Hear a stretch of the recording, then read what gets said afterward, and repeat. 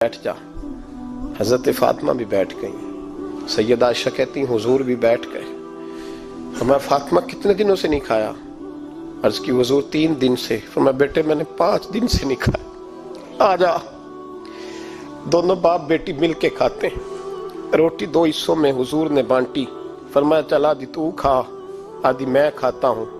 حضرت فاطمہ نے لقمہ توڑ کے منہ میں رکھا تو رو پڑی، حضور 5 دن سے نہیں کھائی۔ فرمایا بیٹے چپ کر، ہمارا دنیا سے کیا تعلق، ایک پل رہ گیا ہے، بس اللہ پھر جنت کی ساری نعمتیں عطا فرما۔